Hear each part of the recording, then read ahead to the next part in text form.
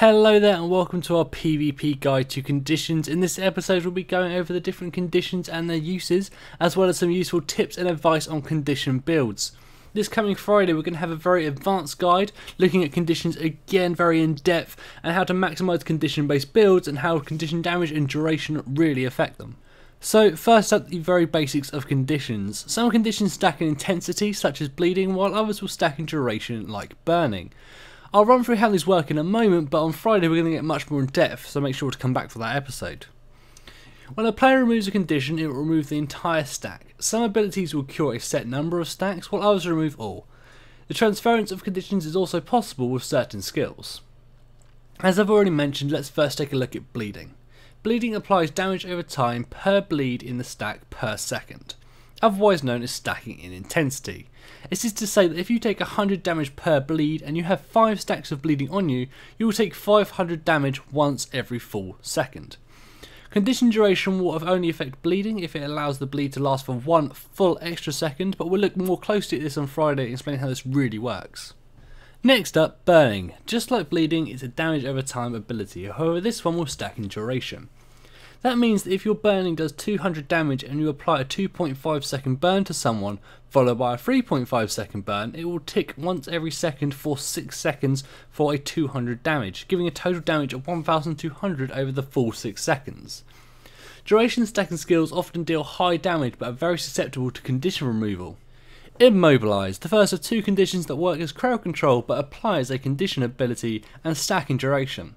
While under the effect of immobilisation, a player is able to attack but they cannot move or dodge, making it very useful in spike builds that include a slow casting ability such as the Elementalist Dragon Tooth. This ability casts very slowly and takes a long time to hit, but when it does it deals massive damage, and if you can hold the target in place so they can't dodge it, really effective.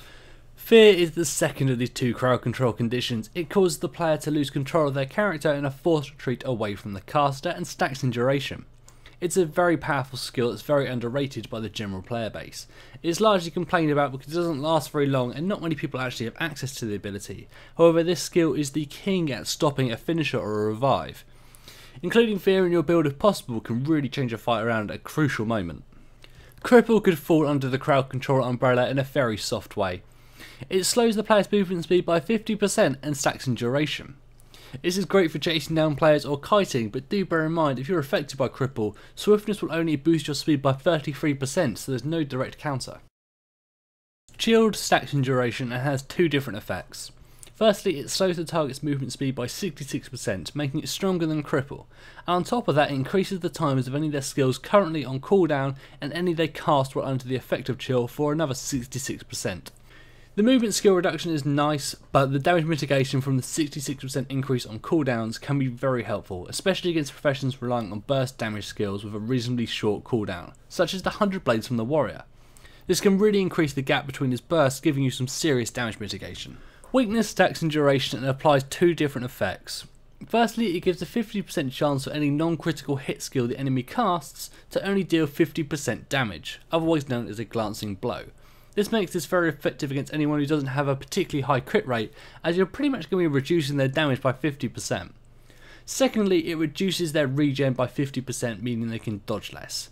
This makes the condition really useful for some mild damage mitigation, as well as potentially increasing your effectiveness by making it harder for them to dodge you. Blindness. This is another vastly underrated condition.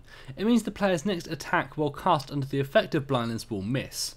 For the most part this isn't that great, however using skills like this to create blinding fields on the ground can be used to secure revives and finishes by blinding any melee range CC and the downed player. This condition will stack in duration. Poison is another condition that has 2 effects and stacks in duration. Firstly, it's the standard damage over time, dealing a small amount of medium damage. However, it also reduces the healing potency of the target by 33%. While very useful against certain builds that rely heavily on healing, such as Symbol Guardians or Healing Bomb Engineers, it can also be used to counter a player's heal by applying the condition while they are on low HP and you think they might heal soon. A very powerful skill with a very long duration in general. It can be absolutely brilliant in those 1v1 encounters. Confusion. This is one of the least understood conditions in Guild Wars 2 currently. It stacks in intensity and makes a player take damage every time they cast an ability. This makes it quite strong against the auto attack spamming builds such as a short bow ranger, however it will only apply once on multi-hit skills such as 100 Blades or Call of the Wild. It's also not much good against slow casting enemies. This is a fairly difficult ability to use in tournament PvP at the moment. It seems to need a bit of a buff, I feel, in many areas. It's quite hard to stack it up high enough to be particularly effective. Vulnerability stacks in intensity and increases damage on the target by 1% per point in the stack. It was changed a while back to its current state and is now quite effective for focus fire, as many skills can apply large stacks of vulnerability, drastically increasing the damage a target will take, allowing for easier takedowns of high survivability targets. Coupled with poison to reduce their healing can be highly effective. So this show has just about covered the basics on what conditions are in Guild Wars 2 and some of their uses. On Friday we're going to be getting much more in depth on conditions, looking at some of the latest findings from the PvP community, and we'll be breaking down the math and the duration and damage so you can really understand what each condition can properly do.